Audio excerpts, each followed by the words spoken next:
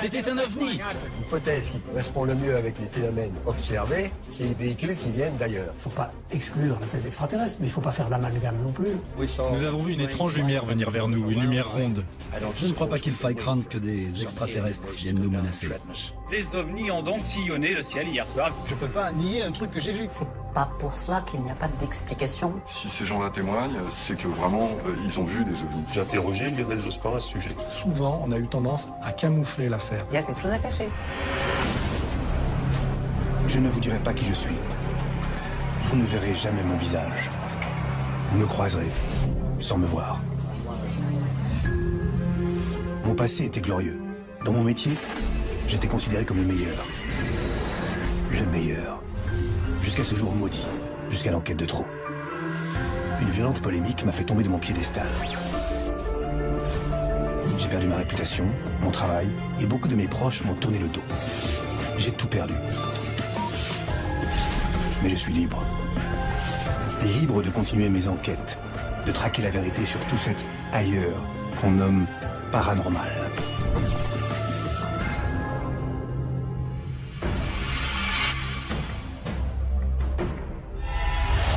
OVNI, un acronyme plein de mystères. Certains y croient dur comme fer, pour d'autres, il ne s'agit que de science-fiction. Moi, je n'avais pas d'avis tranché.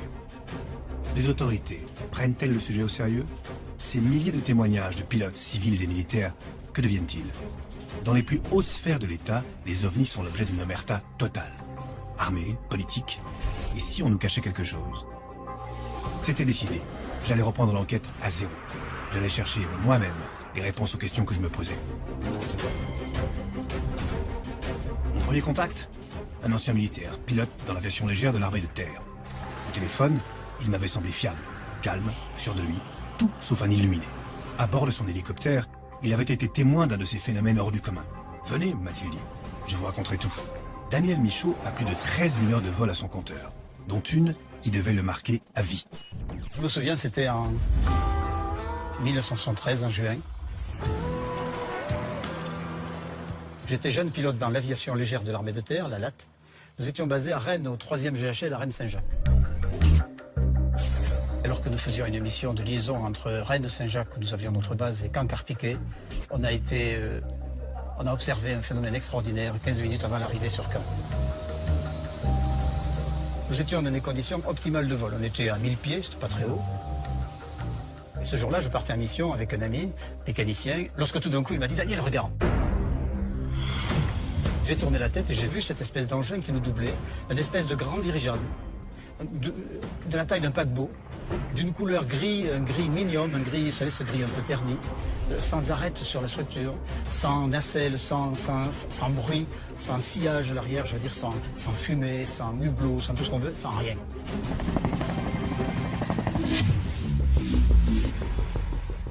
Moi, je dis à mon mécanicien, je dis, écoute, ce truc-là, c'est pas normal, quoi. C'est pas un dirigeable, ça va beaucoup trop vite pour être un dirigeable.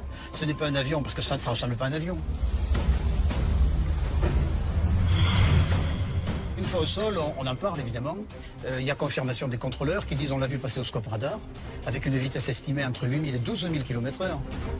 12 000 km/h. Aujourd'hui, 40 ans plus tard, aucun aéronef construit de main d'homme n'est capable d'atteindre de telles vitesses.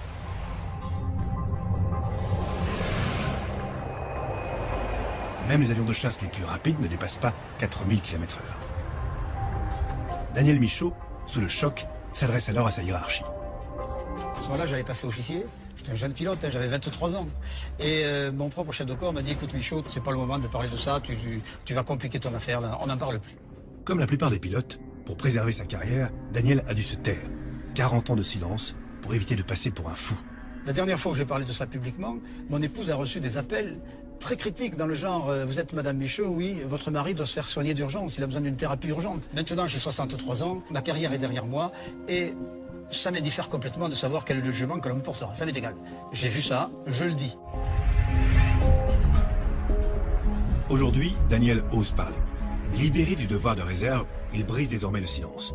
Son témoignage, sa sérénité, tout en lui m'avait semblé crédible. Mais il me fallait trouver d'autres exemples, faire d'autres rencontres. Je voulais remonter cette piste. J'ai passé des heures à chercher d'autres témoignages. Et je me suis vite rendu compte que Daniel Michaud n'était pas un cas isolé. Pour beaucoup de pilotes militaires, parler des ovnis représente un risque de briser leur carrière. Et ce tabou existe depuis toujours. Peu après la fin de la Seconde Guerre mondiale, les pilotes américains témoins d'ovnis s'étaient heurtés à cette loi du silence. C'était la guerre froide. La paranoïa anti-russe était plus forte que tout. L'armée expliqua donc ces observations bizarres en évoquant les avions espions. On a vu des objets circulaires évoluer au-dessus des États-Unis, évoluer au-dessus de la France, de l'ensemble de l'Europe. Et la grande histoire des ovnis, en fait, a commencé dans les années 50. Alors, c'est l'époque de la guerre froide. Donc, il y a quand même eu toujours un fond de suspicion en se demandant si c'était pas des avions espions. Il y avait un rapport d'espionnage où des espions russes avaient rencontré des espions américains et ils s'étaient tous dit « mais on croyait que c'était vous qui nous envoyiez ça ». Kenneth Arnold. Voilà l'homme qui a tout déclenché. En 1947, ce pilote privé américain dit avoir observé plusieurs engins de forme inconnue en survolant l'État de Washington. La presse s'empare de l'histoire, le terme « soucoupe volante » apparaît pour la première fois.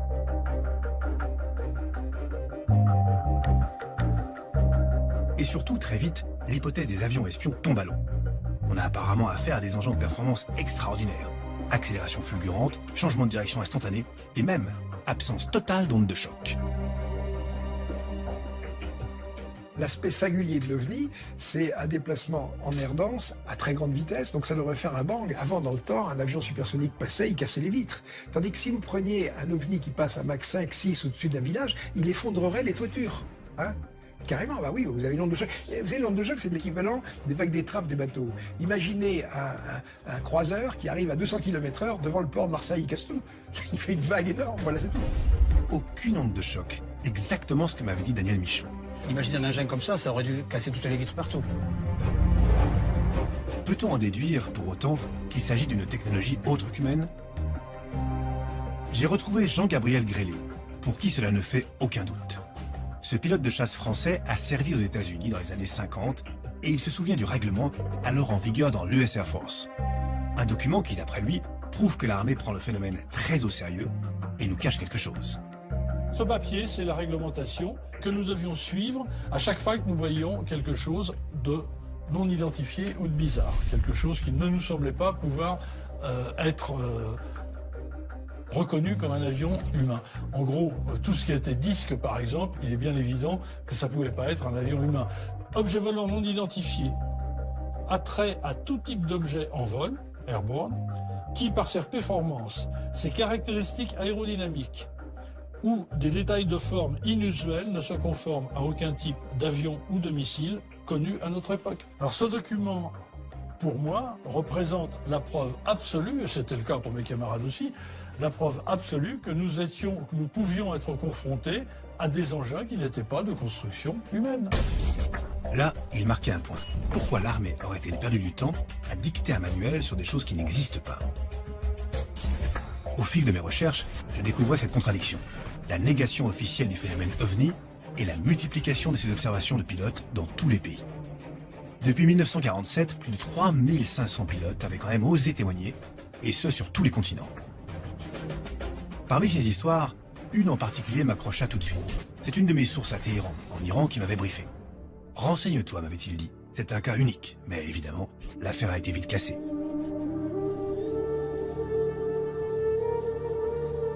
Nous sommes en 1976, à Téhéran. Un pilote de chasse de l'armée iranienne, chargé de la défense de l'espace aérien, s'apprête à vivre une course-poursuite extraordinaire.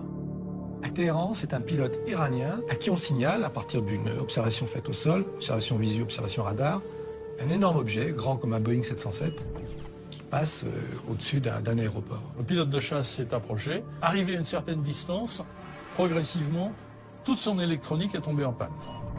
Et ce que ce pilote iranien a vu relève de l'incroyable. En 2007, il le raconte publiquement pour la première fois lors d'une conférence au Club national de la presse à Washington. Mon nom est Parviz Jafari et je suis un ancien général de l'armée de l'air iranienne.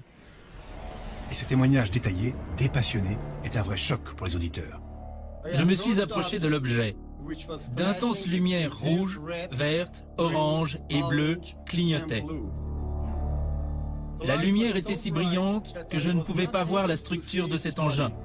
La fréquence de ces flashs était extrêmement rapide, un peu comme une lumière stroboscopique. À ce moment-là se produit quelque chose d'assez étonnant.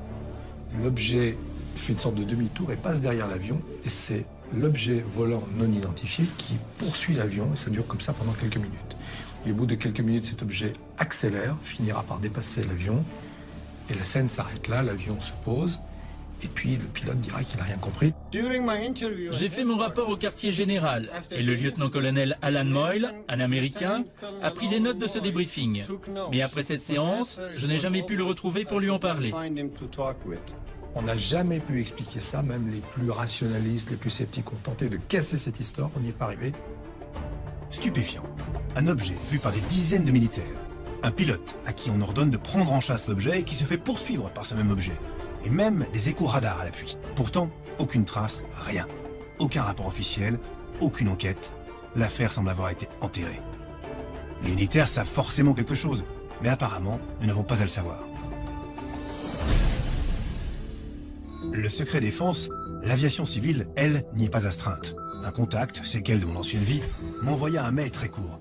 Voix Éric Ganachaud. Cet ancien pilote instructeur à la prestigieuse EPAG, l'école qui formait les cadets d'Air France, avait lui aussi envie de parler. Le 9 décembre 2002, au-dessus de l'aéroport Calais-Dunkerque, 2 de ses élèves et lui ont été témoins d'un de ces phénomènes étranges. Ça s'est passé il y a à peu près 11 ans, à quelques jours près. Je décollais de Calais sur un TB20 avec 2 élèves. Donc un élève au manche, là où je suis, et j'étais place droite, et l'élève derrière. Je dois dire qu'il faisait parfaitement beau. C'était un ciel d'hiver mais clair.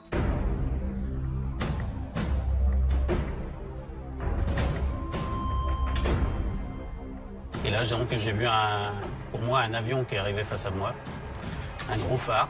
C'était lumineux, mais c'était pas éblouissant, comme un phare qui éclate, qui peut cacher quelque chose. Là, c'était juste lumineux. Et ce phare s'est éteint donc au bout de 5 secondes. Quand j'ai viré, il s'est éteint. Et là, j'ai vu une boule grise qui partait vers le nord très rapidement, du côté de Gravelines, de la centrale nucléaire.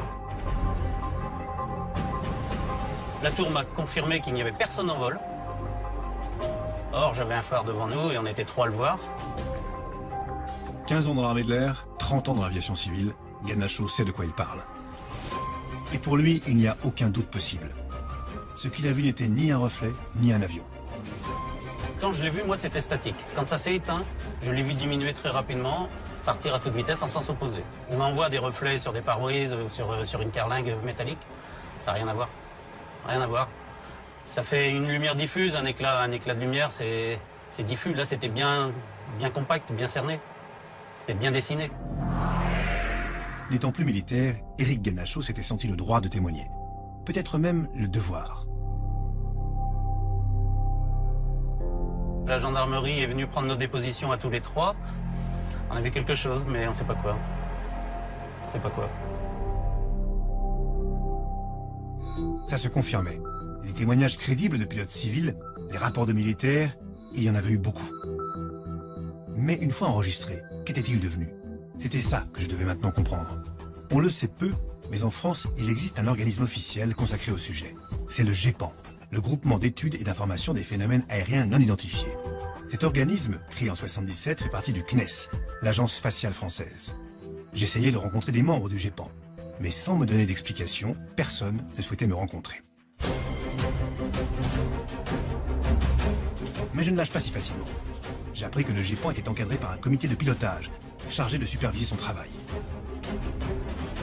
Et là, en citant quelques noms, j'arrivais cette fois à décrocher un entretien avec le directeur de ce comité.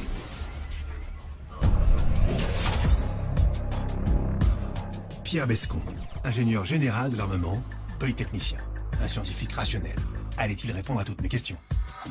Le GEPAN était pionnier en la matière. Le GEPAN, je pense, a été le premier organisme officiel, réellement officiel, à être créé. Depuis, 27 autres pays ont eux aussi prouvé qu'ils s'intéressaient à la question. En 2007, l'Angleterre ouvre au monde ses archives sur les ovnis, suivi de l'Espagne en 2008, puis du Danemark, du Brésil, du Chili.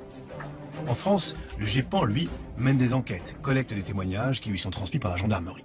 Dès le début, assez tôt, le GEPAN a défini 4 catégories, 4 classes effectivement de témoignages. La catégorie A, on sait d'expliquer parfaitement ce que c'est.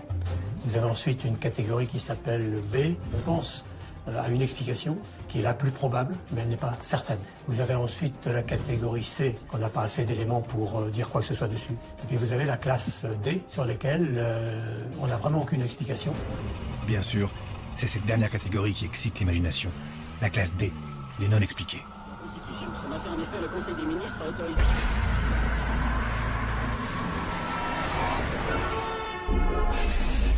En France, il y avait donc bien des traces, des preuves même, de la réalité de ces phénomènes. Depuis son existence, il y a eu à peu près 7000 témoignages recueillis donc, au GEPAN. Et les cas non expliqués, c'est de l'ordre de 20 à 22%, je crois, ce qui paraît beaucoup. Mais dans la réalité, les cas vraiment intéressants qui sont inexpliqués, c'est plutôt de l'ordre de 4%. Au total, c'est quand même près d'une cinquantaine de cas, totalement inexpliqués et bien réels. Il y a un chiffre, effectivement, de cas qui existent, bien entendu. Et c'est bien là qu'apparaît toute la problématique. Qu'est-ce que ça peut bien être? J'allais découvrir que sur les cas troublants, propices à une enquête, le GEPAN était en fait vite dépassé.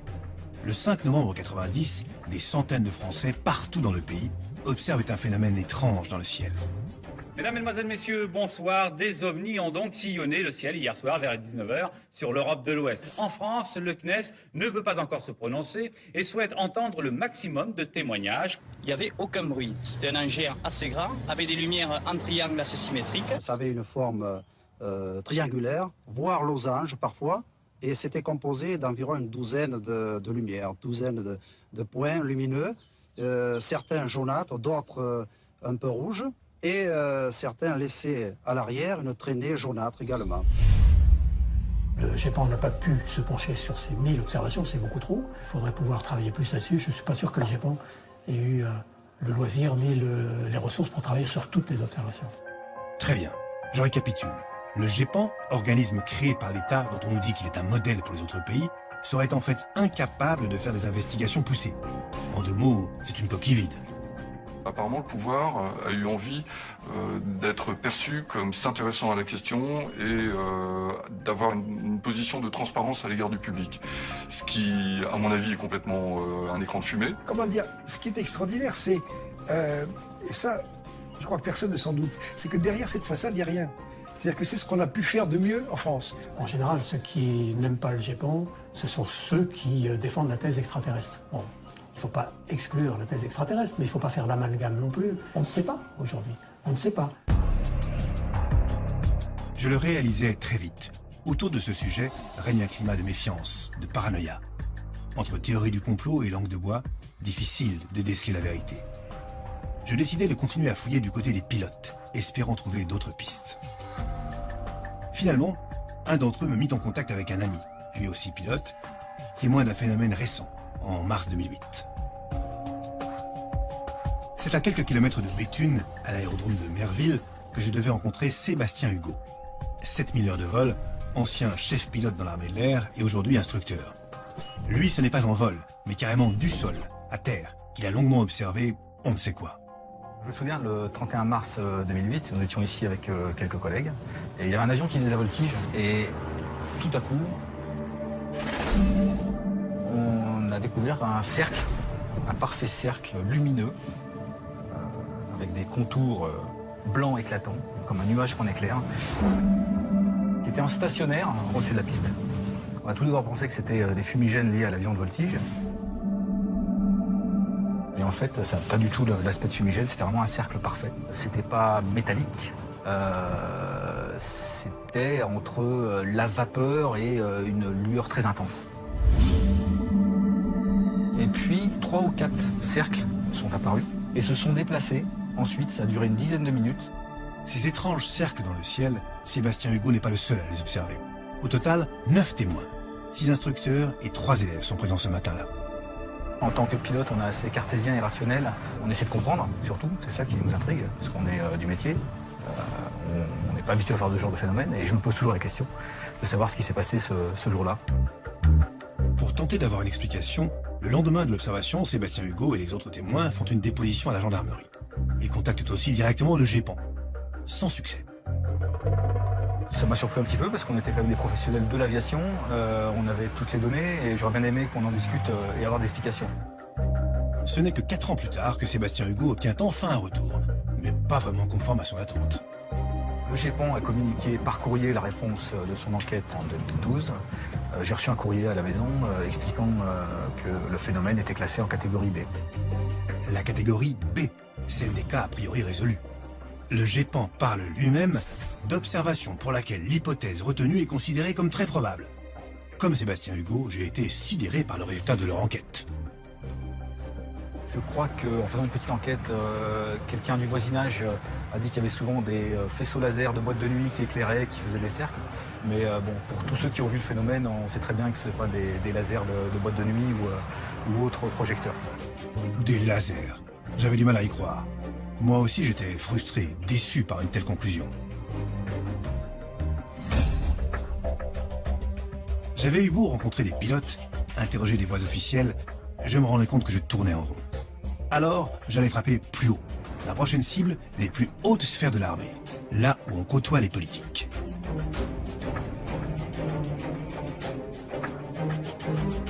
J'ai découvert assez vite l'existence d'un rapport sur les ovnis, très sérieux, initié par des militaires de haut rang. Leur objectif, sensibiliser les pouvoirs publics à ces phénomènes. À l'origine de ce rapport publié en 1999, dit le rapport Cometa, un général de l'armée de l'air, général Letty, ancien pilote de chasse, ancien commandant de base aérienne. J'avais dû envoyer plusieurs courriers et passer par son avocat pour le rencontrer. Pas simple.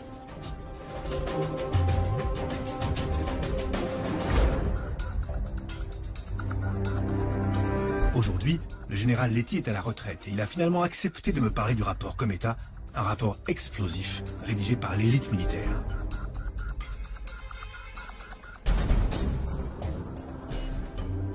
Dans le rapport Cometa, il y a les préfaces du général Norlin et du professeur Lebeau qui était patron du CNES. Je dis ça parce que c'est quand même pas n'importe qui. Décryptage. André Lebeau, rien de moins que l'ancien président du CNES, organisme chargé de mener la politique spatiale de la France. Le général Norlin, chef du cabinet militaire des premiers ministres Jacques Chirac et Michel Rocard à la fin des années 80. Scientifique réputé, haut fonctionnaire, militaire de renom. J'ai eu un vrai choc en apprenant quelle personnalité avait contribué au rapport Cometa. À première vue, il avait tout pour faire l'effet d'une bombe. On a publié ce rapport en 99 sous le nom de « À quoi doit-on se préparer ?»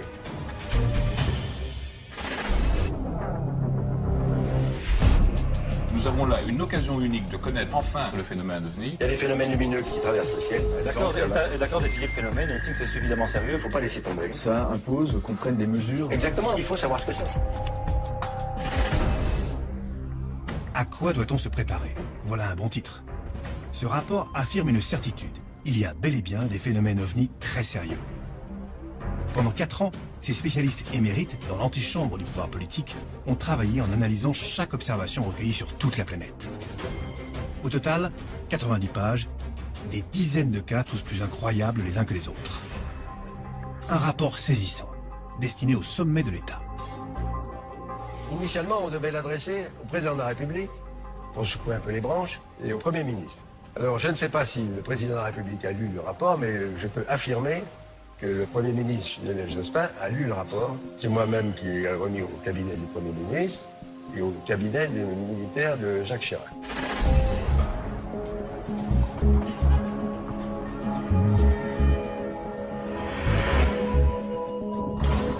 Pourtant, aucun de ces hommes politiques ne fera de commentaires. Rien. Pas un mot, pas une réaction. Comme le général Letty, je m'interrogeais. Le rapport était-il considéré comme trop absurde ou trop dérangeant? Notre rapport ne dit pas que les extraterrestres existent, on dit que c'est l'hypothèse qui colle le mieux avec ce qu'on observe. Mais rien que ça choque certaines personnes qui trouvent que c'est complètement farfelu. Le seul à parler de ce rapport, ce sera le magazine VSD. Je me demandais pourquoi la presse, elle aussi, relayait si peu l'information. Celle qu'on qualifie de quatrième pouvoir semble participer elle aussi à cette omerta générale. Mais pourquoi? J'ai lancé mes filets et j'ai eu un appel d'un journaliste très bien informé qui avait approché les politiques sur la question OVNI. Il avait enquêté sur le sujet pendant 5 ans, une investigation qui lui a coûté cher. Journaliste pour un grand hebdomadaire d'actualité, il a accepté de se confier à moi, à la condition que je garantisse son anonymat. Quand j'ai commencé à en parler à mes confrères journalistes, quand je leur ai dit j'enquête sur les ovnis, on m'a regardé avec des yeux grands comme des soucoupes, c'est le cas de le dire, et on m'a tout de suite traité de fou. On m'a dit mais attends, mais t'es malade, ça n'a aucun intérêt, c'est quoi, qu'est-ce qui te prend, c'est pas sérieux, dans tous les cas c'est pas sérieux. J'ai préféré continuer mon activité professionnelle de journaliste sous un autre nom pour ne pas avoir cette étiquette indélébile. En fait c'est presque un tatouage sur le front, hein. C'est ovni, ça veut dire que je suis fou tout simplement. Et ça qui est terrible, c'est que le fait d'avoir fait un travail sérieusement, et un travail journalistique sérieusement, en fait, a coûté très cher. Et a failli briser ma carrière de journaliste. Un prix à payer, lourd, pour avoir osé s'intéresser à ce que la plupart assimilent à de la science-fiction. Il faut dire que des années 50 à Spielberg ou la célèbre série X-Files, les soucoupes volantes et les extraterrestres nourrissent notre imaginaire, mais pas nos connaissances. Une culture populaire largement entretenue par la presse, qui n'a jamais traité le sujet sérieusement. Pendant 2 décennies, les médias ont tourné le sujet OVNI en ridicule. Donc ça a été, soit on rigolait, on plaisantait sur le sujet, c'était les petits hommes verts. Ça, c'est resté dans l'esprit des gens, aussi bien le public que les journalistes eux-mêmes. Revenons-en au rapport Cometa. Au cours de son enquête, ce journaliste a lui aussi tenté de savoir quel impact il avait eu auprès des politiques. J'ai interrogé Lionel Jospin à ce sujet. Et Lionel Jospin m'a dit qu'il ne pouvait rien dire. Il a été très clair, il m'a dit oui, je confirme qu'on m'a remis le rapport Cometa, mais je ne peux pas vous en dire plus. Et quand j'ai demandé à Lionel Jospin, est-ce que vous prenez le sujet au sérieux, il m'a dit comment pourrait-on ne pas prendre cette question au sérieux. Donc il a quand même répondu indirectement à ma question, c'est que lui prend le sujet au sérieux, mais il ne peut pas en dire plus. Donc il y a quelque chose, mais il ne peut en dire plus. D'après ce journaliste, l'exécutif est de toute façon forcément au courant du dossier OVNI. Je suis convaincu que les présidents, tous les présidents, quels qu'ils soient, ont été informés sur cette question et qu'ils ont décidé de se taire. De toute évidence, personne ne voulait s'exprimer sur le sujet. La question OVNI devait rester confidentielle. J'avais cherché à interroger des hauts gradés, j'ai envoyé des courriers aussi à l'armée de l'air, on m'a jamais répondu. Et une fois, un avocat de l'armée, que je ne citerai pas, m'a téléphoné pour me dire « Laissez tomber, cette affaire vous dépasse, je vous conseille d'arrêter votre enquête ». Ça ressemblait à de la menace, moi je l'ai pris tel quel, je lui ai dit d'ailleurs, je lui ai dit « Mais vous êtes en train de me menacer », il m'a dit « Tirez les conclusions que vous voulez ». Des menaces, carrément. On touchait bien à un sujet des plus sensibles. Les pouvoirs publics sont donc bel et bien au courant. Et aux États-Unis, on en a la preuve. C'est le président Roosevelt qui a décrété en 1942 un embargo sur l'information, c'est-à-dire en fait un secret d'État. Il y a un document qui dit précisément au général Marshall, qui était son chef d'état-major, il n'y aura pour l'instant que 5 personnes, vous et moi y compris, qui seront au courant de ce sujet. Donc ça s'appelle un secret d'État. Secret d'État. Le mot est lâché. Et ce n'est pas tout. J'allais découvrir d'autres documents déclassifiés étonnants. Depuis une loi de 1974, les archives du gouvernement américain sont accessibles au public. Et parmi tous ces documents officiels, celui qui a fait le plus parler de lui, c'est un rapport qui remonte au 23 septembre 1947. Il émane du général Twining, à l'époque directeur des services techniques de l'Air Force, et surtout futur chef d'état-major des armées. Et dans ce rapport de 1947, on affirme déjà l'existence des ovnis. Le rapport du général Twining, il commence très fort. Le phénomène est quelque chose de réel, il n'est ni fictif, ni résultat d'une vision. Il existe des objets qui ont probablement, approximativement la forme d'un disque, d'une dimension qui les fait apparaître comme étant aussi grand qu'un avion de construction humaine. Très curieux de comparer ça à des avions de construction humaine, vous voyez. Et puis le titre, c'est bien clair, hein, Opinion de l'Air Materiel Command concernant les disques volants. À en croire les milliers de documents déclassifiés, 130 000 pages rien qu'aux États-Unis, l'armée et les politiques, derrière le silence officiel, étudient les ovnis. D'ailleurs, j'ai découvert que dans le monde entier, plusieurs grandes figures politiques avaient osé s'exprimer sur ce sujet. Au Japon, le secrétaire général et porte-parole du gouvernement, Nobutaka Mashimura, affirme en 2007 que les ovnis sont bien réels et qu'il faut prendre le sujet au sérieux. Quand l'ancien ministre de la Défense du Canada, Paul Hellyer, s'exprime lors d'une conférence sur les ovnis en 2013 à Washington, voilà ce qu'il dit. Les Américains et le monde entier ont le droit de savoir ce qu'il se passe. Les ovnis sont aussi réels que les avions qui volent au-dessus de nos têtes. Même Jimmy Carter, 39e président des États-Unis, a déclaré avoir observé un ovni. C'était en 1969, un an avant de devenir gouverneur de Géorgie. Alors qu'il s'apprête à faire un discours dans la petite ville de Leary, comme une vingtaine d'autres personnes, il voit un étrange objet lumineux passer au-dessus de sa tête. Une fois président, il n'a pas oublié et n'a jamais démenti cette histoire. Voilà ce qu'il en raconte dans une énième interview.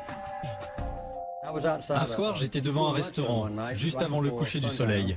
La nuit tombait et nous allions nous mettre à table. J'étais là avec 25 personnes lorsque nous avons vu se dessiner dans le ciel une étrange lumière qui venait vers nous, une lumière ronde.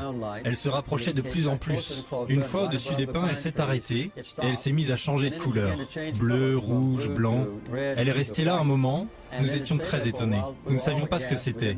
Et elle a finalement disparu et est repartie vers l'ouest. Cette observation, Jimmy Carter a osé en parler très tôt. En 1973, alors qu'il est gouverneur de Géorgie, il remplit un rapport très détaillé du NARCAP, sorte de GEPAN américain. Il annonce même que s'il est élu président, il fera éclater la vérité sur les ovnis et promet de déclassifier les documents secrets du Pentagone. Un engagement qu'il ne tiendra pas. Car comme il le dira plus tard à la Maison-Blanche, toute information relevant de la sécurité nationale doit rester confidentielle. Après lui, Ronald Reagan, 40e président des États-Unis, affirme lui aussi avoir vu un ovni en 1974. Il n'a jamais osé le dire face à une caméra, mais cette observation a influencé ses discours, comme cette fameuse déclaration du 4 décembre 1985. Si soudain une menace planait sur le monde, venant d'une autre espèce, d'une autre planète, d'un autre univers, nous mettrions de côté tout ce qui nous éloigne les uns des autres. Bien plus récemment, en octobre 2007, un sénateur de Nikotinic prend le risque de dire qu'il a vu un ovni alors même qu'il est en pleine campagne électorale. Avez-vous vu un ovni? Enfin, j'ai vu un objet volant, non identifié, n'est-ce pas? Ce n'était pas identifié. J'ai vu quelque chose. Cette déclaration lui a peut-être coûté son élection. Étrangement, malgré ses prises de position, rien ne bouge. On nous mène en bateau. Et comme en France, aux États-Unis, il y a aussi des affaires étouffées pour raisons politiques. Le cas de Fife Symington, ancien gouverneur d'Arizona, en est un exemple frappant. Le 13 mars 1997, des milliers d'habitants de Phoenix observent dans le ciel d'étranges lumières. Phoenix en 1997 est survolé, alors que la nuit commence, par un énorme triangle, un énorme engin qui fait plusieurs kilomètres d'envergure, qui survole la ville à basse vitesse et qui est observé par des milliers de personnes. C'était un disque, un énorme disque, à peu près de la taille de ces deux immeubles.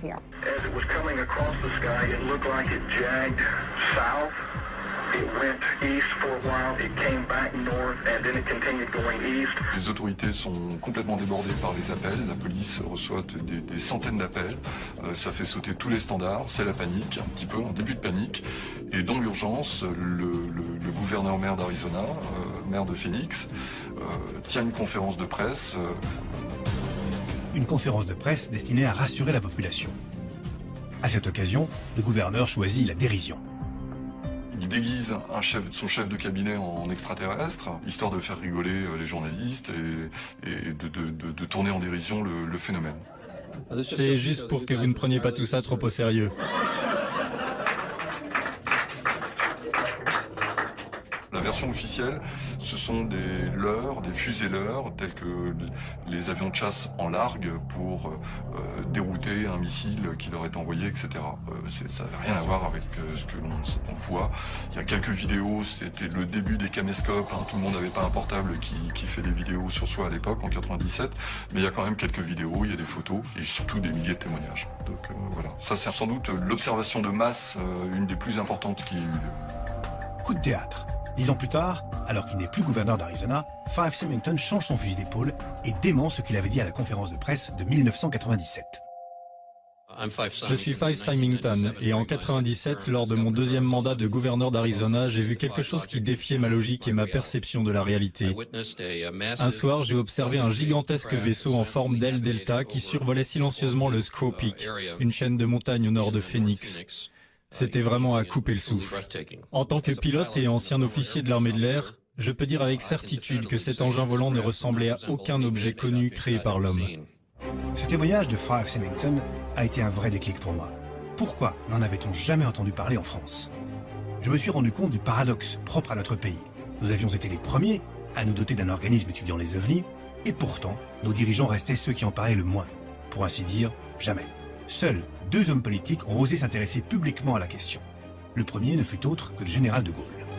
Le général de Gaulle avait été impressionné, il a eu connaissance d'un rapport qui s'était passé assez loin de la France, mais un rapport OVNI qui était tout à fait pertinent. Il avait demandé à ce qu'une commission d'enquête soit créée sur la question. On était vers 1966. En 68, il y a eu les événements qu'on connaît. C'est tombé à l'eau et ça s'est pas remis debout. 6 ans plus tard, c'est Robert Galet, alors ministre des Armées et futur ministre de la Défense, qui se prononce sur la question OVNI. Le 21 février 1974, suite à une vague d'observations en France, il s'exprime sur France Inter. Il est irréfutable qu'il y a des choses aujourd'hui qui sont inexpliquées ou mal expliquées. En 1954 a été créée au ministère des Armées une section de réflexion et de recueil de témoignages sur ces apparitions d'objets non identifiés. J'ai là parcouru un certain nombre de témoignages et ces témoignages se sont développés jusqu'en 1970. Il y en a une 50aine. Robert Galet fait figure d'exception dans le monde politique français. Depuis, plus aucun homme d'État ne s'est exprimé sur le sujet. Pourtant, on l'a vu avec le rapport Cometa, ce n'est pas faute d'avoir essayé d'alerter les autorités. En 2008, à nouveau, pour sensibiliser le monde politique, une lettre ouverte est envoyée au cabinet du président Sarkozy. Ses auteurs, un contre-amiral et des scientifiques de tous bords. Ils souhaitent que l'État s'implique enfin sérieusement et donne plus de moyens afin d'étudier le phénomène.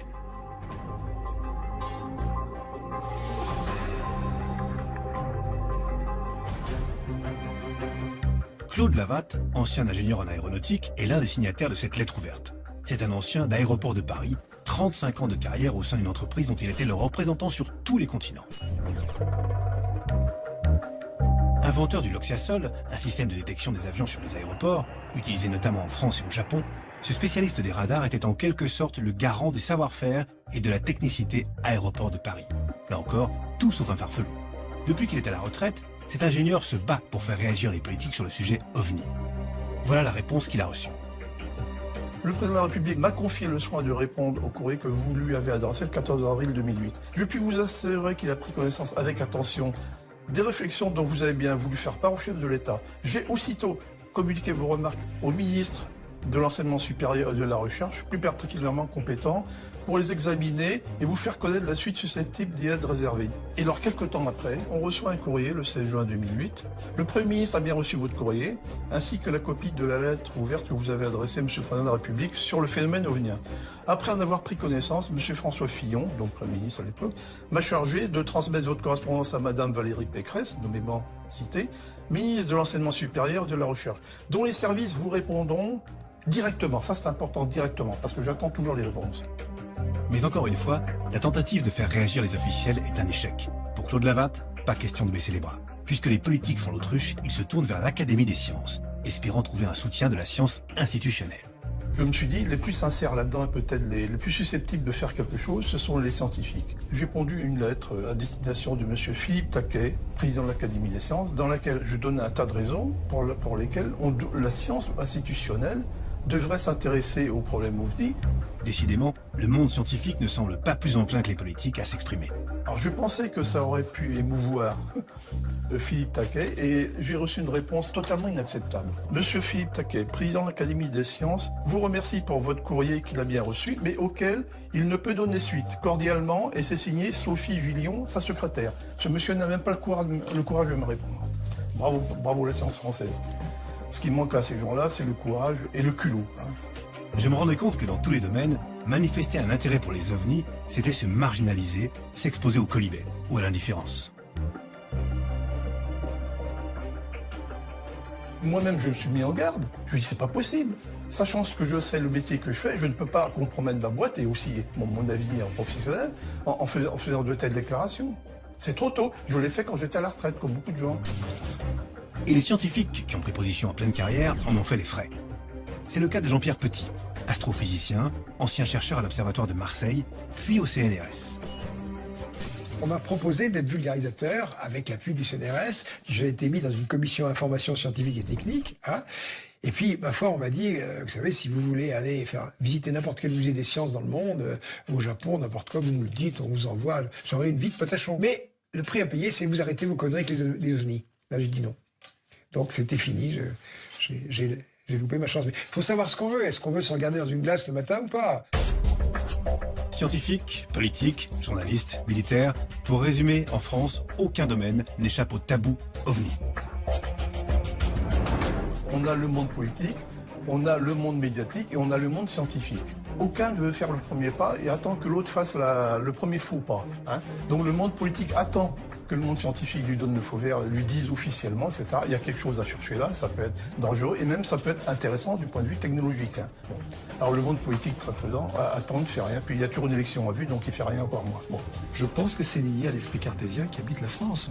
On est des irréductibles Gaulois qui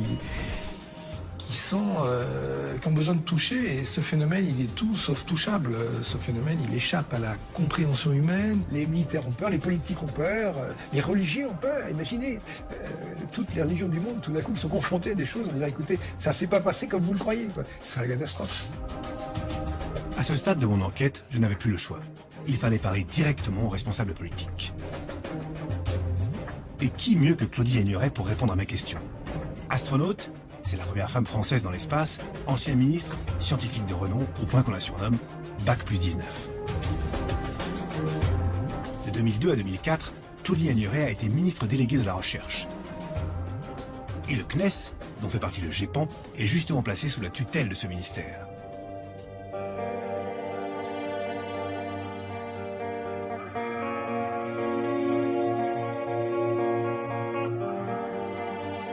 Claudie Aigneret devait forcément avoir eu des échos du travail du GEPAN. Surtout que pendant ces 2 années au ministère, cet organisme a enquêté sur plus de 30 cas, dont 5 qui n'ont jamais pu être expliqués. À l'époque où j'étais au ministère de la Recherche, non, il n'y a pas eu de retour sur ces rapports. Ces activités-là, elles ne sont pas classées prioritairement dans les enjeux du spatial. Ça commençait mal. J'étais assez pessimiste sur le déroulement de cet entretien. En écartant la politique, je tentais une autre approche. Claudie Aigneret est allée 2 fois dans l'espace, en 1996 et en 2001. Au total, 26 jours passés en apesanteur. Alors, peut-être avait-elle été témoin de quelque chose. C'était pas un sujet qui me posait question quand j'ai préparé la mission, quand j'ai réalisé la mission. Par contre, c'est une question qu'on nous pose au retour des missions. Et en général, je réponds que je n'ai pas vu quoi que ce soit auquel je ne m'attendais pas. Décidément, j'étais mal parti pour obtenir des révélations. Pourtant, je repensais à tous ces témoignages que j'avais trouvés. En 1965, sur la mission Gemini 4, les astronomes James McDivitt et Edward White observent un objet volant non identifié à plusieurs reprises. La même année, sur la mission Gemini 7, 2 astronautes observent eux aussi un ovni durant leur 2e tour de la planète. En 1966, sur la mission Gemini 10, même chose. 1969, Apollo 11. 1973, mission Skylab. De l'astronaute Gordon Cooper à Neil Armstrong, le premier homme à avoir marché sur la Lune, la liste était immense. Alors que pouvait bien penser Claudie Aigneret de ces observations?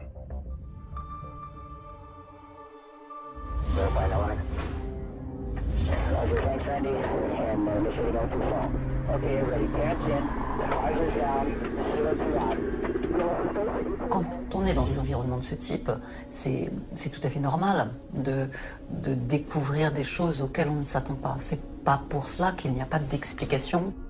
Cette réponse, évidemment, ne pouvait pas me satisfaire. Mais j'avais en tête d'autres cas concrets. Je me rappelais ainsi d'une vidéo surprenante de l'astronaute américaine Mary Ann Stephanie Piper. Le 19 septembre 2006, la mission STS-115 de la navette Atlantis, dont elle fait partie, est incapable de revenir sur Terre. Un objet non identifié bloque sa trajectoire. Le centre de Houston est obligé de repousser le retour de la navette de 24 heures. Une fois sur Terre, durant la conférence de presse de l'équipage, voici ce qui se produisit lorsque l'astronaute voulut décrire son observation. C'était quelque chose que je n'avais jamais vu avant. Et quand enfin j'ai pu sortir dans l'espace, c'était vraiment différent là aussi. Et je pense que ça n'aurait jamais pu se passer ainsi sans la préparation que nous avions reçue avec l'équipage. Et je voudrais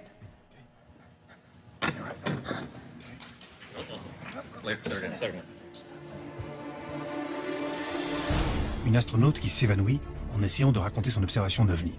Cette image m'avait vraiment marqué. En France, le spationaute Jean-François Clairvoy, Légion d'honneur, polytechnicien, ingénieur général de l'armement, 3 vols dans l'espace à son actif, pense lui que là-haut, il y a bel et bien quelque chose. Peut-être que des vies intelligentes ailleurs sont venues nous observer en cherchant à ne pas nous perturber, c'est pour ça qu'on ne les a pas vues. Je peux vous dire que la première fois que j'ai vu la Terre depuis l'espace, sur un fond noir d'encre sans une seule étoile, on se dit c'est pas possible, on peut pas être seul. Il y en a forcément un jour là des extraterrestres plus avancés qui vont nous rendre visite, ou un jour peut-être dans le lointain futur on sera capable d'échanger avec eux. J'ai envie que ce soit comme ça, c'est mon hypothèse préférée. Edgar Mitchell, 6e homme à avoir marché sur la Lune, est lui aussi convaincu que les ovnis nous viennent d'ailleurs. J'encourage ceux qui doutent à lire les livres. Écoutez ce qui se dit et essayez de commencer à comprendre ce qui se passe vraiment. Il n'y a aucun doute, nous sommes visités. J'évoquais toutes ces vidéos à l'ancienne ministre, curieux de voir sa réaction. J'ai pas eu l'occasion d'en parler personnellement avec une, de lire des choses à ce propos. Non, je suis pas la bonne personne pour répondre sur ce sujet. C'est pas quelque chose, ce sont pas des points de discussion qu'on a pu aborder. J'avais des doutes. Depuis le début, la conversation gênait Madame Menuret. Alors qu'elle évitait la plupart de mes questions, je repensais à ces mots de Jean-Pierre Petit. En fait, les gens s'en foutent, vous savez, c'est ça le problème.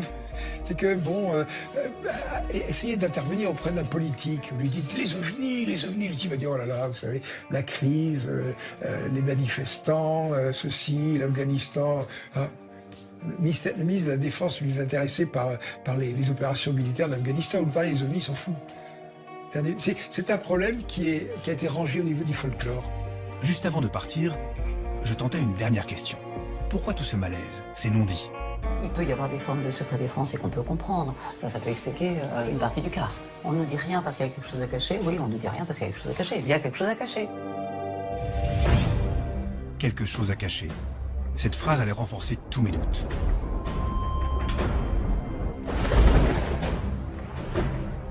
Tout à coup, certains propos que j'avais entendus prenaient une résonance bien particulière. L'exécutif est forcément au courant. Étant donné que tous nos services de renseignement au plus haut niveau sont au courant. C'est la moindre des choses tout de même. C'est sa fonction d'être au courant. C'est sa fonction d'être au courant, mais c'est aussi sa fonction de se taire. C'est tout à fait normal, ça. C'est pas la volonté de cacher des choses. On dit ne veut pas les secrets, c'est normal. Un secret que seules les plus hautes autorités ont le droit de connaître. Je savais, après des mois d'enquête, que j'aurais du mal à en savoir plus. Mais j'avais répondu à l'essentiel de mes questions. Les ovnis ne sont pas des délires d'hallucinés, et les gouvernements le savent très bien. Un jour, peut-être, nous découvrirons ce qu'ils sont réellement, d'où ils viennent. Une partie de moi n'arrêterait jamais d'y penser. Et vous ?